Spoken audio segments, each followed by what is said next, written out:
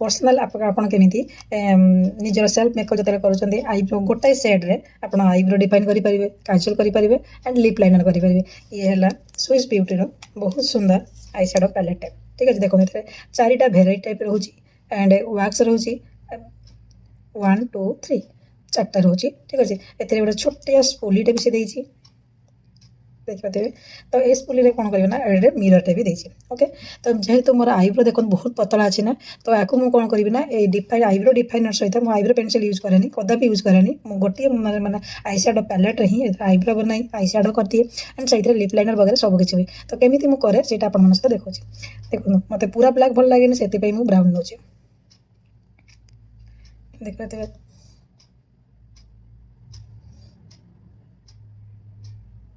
एथिरे कले कौन हम ना आपन पूरा नेचुराल लगे ना जे आप आईब्रो लगे भाया